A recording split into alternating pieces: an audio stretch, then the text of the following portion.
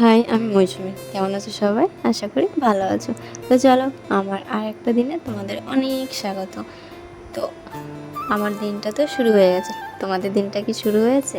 তোমরা কমেন্ট করে অবশ্যই জানিও। আর কে কোথা থেকে আমার ভিডিওটা দেখছো সেটাও জানিও। তো চলো, সকালবেলা কাজ করতে লেগে পড়েছি। এই যে আমি ঘর ঝাড় দিচ্ছি। আর এখনও বাবা আর ছেলে কিন্তু খাটের উপর ঘুমোচ্ছে। আমি উঠেছি প্রায় 4:30 বাজে। 4:30টার আগে উঠেছি, যেহেতু স্নানটা করেছি। আর এইখানে বাপ ছেলে ভালো মতন ঘুমোচ্ছে। ডাকলেও হবে না, কারণ ওরা একটু বেলা করেই ওঠে। যতই তাড়াতাড়ি ডাকি উঠবেই না। তার জন্য আমি আর এখন ঘুম থেকে ডাকি না, যে ঘুমোচ্ছে ঘুমোক। আর ছেলে যদি টিউশনে থাকে ও একাই উঠে যায়। তো আজকে তো ওর টিউশানি তো নেই, ওর টিউশানি হচ্ছে 3টের সময়, তাই ও একটু লেট করেছে। আর এইখানে পাখিগুলো দেখো খাওয়ার জন্য কি করছে। ওই যে বাচ্চা হয়েছে তোমাদের বলেছিলাম, সেই বাচ্চাগুলোকে খাওয়াচ্ছে। 3টে বাচ্চা হয়েছে, এবার 3টেকে তো খাওয়াবে, তাই না? এখন আমি তার জন্য বিস্কুট দিলাম কতগুলো, সেই বিস্কুটগুলো ওরা এখন খাচ্ছে। বেশ ভালো লাগে জানো তো, পাখিগুলোকে যখন খাওয়ায় খুব ভালো লাগে। তারপরে এই যে আমি এইখানে একটু ভিজিয়েছিলাম, মটর ভিজিয়েছিলাম, মানে ঘুগনি মটর যেগুলোকে বলে, সেইগুলো ভিজিয়েছিলাম। আর যেহেতু অল্প কটা ছিল তাই জন্য আর রান্না করলাম, তাই পেঁয়াজ কেটে লঙ্কা কেটে ভালো করে তেলে ভেজে নেব। আর সেইগুলোই সবাইকে অল্প অল্প দিয়ে দেবো, খেয়ে নেবে। আমি জানি না তোমাদের দাদাভাই খাবে কি না, তো আমরা তো খাবো, আমরা খেয়ে দেখবো যে কেমন লাগে। তো এইভাবে আমি আগে কখনো ভাজিনি, এই যেই ফার্স্ট টাইম ভাজছি। জানি না কেমন লাগবে, মনে হয় তো বেশ ভালোই লাগবে। আর ঘুগনিটা রান্না করলে হয়তো খুবই ভালো লাগতো, কিন্তু অল্প কটা বললাম ওই যে, তার জন্য দোকানে ছিল না। এবার বাবা কখন আনবে, তো সেই পর্যন্ত বসে থাকবো, আবার সেটাকে জলে ভিজাতে হবে, তো সেই কাজটা আর করলাম না। তারপরে দেখো এই যে আমি কতগুলো আম, সেগুলোকে এখন গামলায় ঢালছি। এই যে গ্রামের বাড়িতে আছি, গ্রামের বাড়িতে থাকা যে কত সুবিধা তোমরা জানো। এই যে আমগুলো আগের দিন ঝড় হয়েছে, এবার প্রতিটা বাড়িতে, মানে যাদের আম গাছ আছে তারা আমাদের বাড়িতে আম দিয়ে গেছে। যে আমাদের বাড়িতে মানে কী বলো তো, এই গ্রামের বাড়িতে একজনের বাড়ি যদি কিছু হয়, সে আমাদের বাড়িতে দিয়ে যায়। এক একজনের বাড়িতে দিয়ে যায়। এটা কিন্তু শহরে হয় না।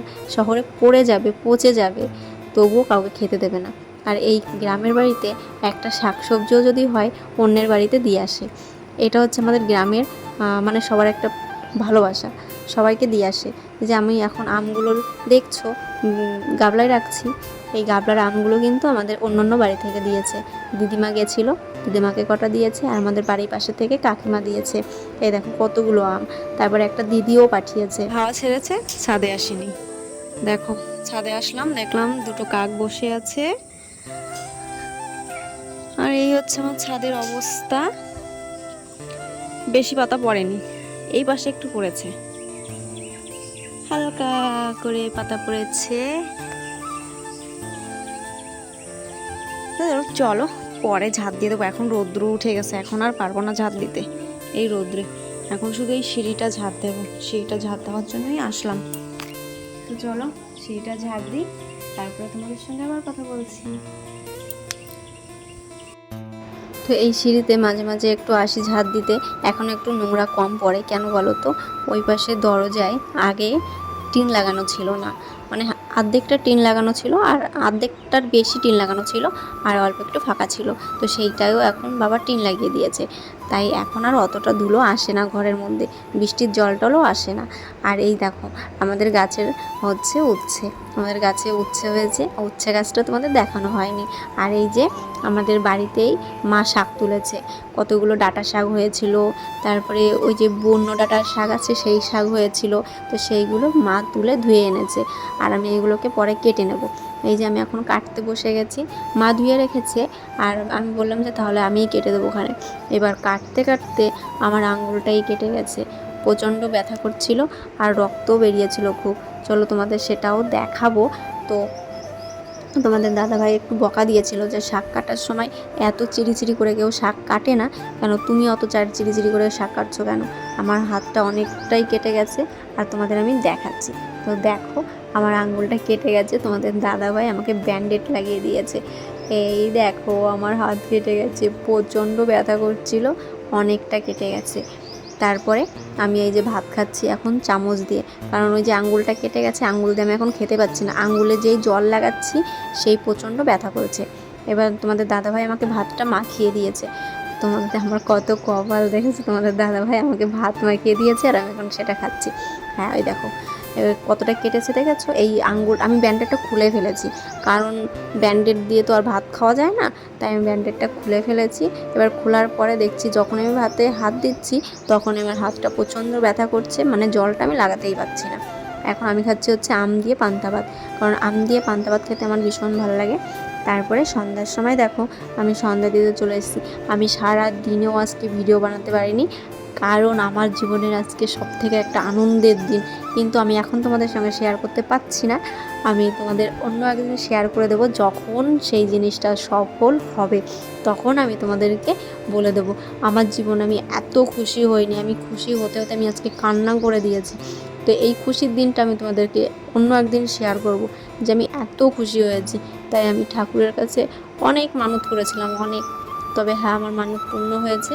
আমি জানি জীবনে অনেক কষ্ট আসে, কষ্টগুলোকে সহ্য করার ক্ষমতাও ঈশ্বর দেয়, তারপরেই সুখের দিনগুলো আসে। সেই সুখের দিন আমার জীবনে এসছে, তো আমি তার জন্য অনেক খুশি। আর ঠাকুরকে অনেক অনেক ধন্যবাদ যে আমাদের জীবনে এরকম একটা খুশির দিন এনেছে। তবে তোমাদের কাছে আমি সেই দিনটার জন্য অপেক্ষা করছি যে তোমাদের কাছে আমি কবে বলবো এই কথাটা। তো তারপরে আমি ভাত খেতে বসে গেছি, কটা পান্তা ভাত। মানে আমি আজকে সারাদিন কি পান্তা ভাতের উপর চলছি না, আসলে কি বলো তো, কটা ভাত ছিল, এবার ভাত তো নষ্ট করতে নেই, তাই সন্ধ্যার সময় আমার শাশুড়ি মা আর আমি কটা পান্তা ভাত পেঁয়াজ আর লঙ্কা দিয়ে খাচ্ছি। আসলে কি বলো তো, অনেক কষ্ট করে এই চালটা কেনা, আর অনেক কষ্ট করে চাষিরা এই চালটাকে চাষ করে, তাই কিনতেও তো পয়সা লাগে, তাই না? এই খাওয়ার জন্য পৃথিবীতে সব কিছু, তো সেই জিনিসটাকে যদি আমরা অবহেলা করি তাহলে কি করে হবে বলো? তাই যতটা পারি ততটা সামলে রাখি যে না এই জিনিসটা করা যাবে না, খারাপ জিনিসটা করাই যাবে না, সবার সঙ্গে সবসময় ভালো কাজটাই করতে হবে। এখন এই যে ডিম ভাজতে এসেছে, ডিম ভাজতে এসেছে কেন? কোন কারণ আছে? খিদে পাইছে? দেখো ওই যে ডিম, দেখ কারণটা বলো তাড়াতাড়ি। না এখন কারণটা বলা যাবে না, এর কারণ আছে, কদিন পরে তোমাদের জানাবো। তো আজকে আমরা ভীষণ খুশি, ভীষণ খুশি, তাই না? আমরা আজকে ভীষণ খুশি না? খুশি না হলে কি ডিম ভাজতাম? আমরা আজকে ভীষণ খুশি, কিন্তু সেই বিষয়টা পরে বলবো তোমাদের, পরে।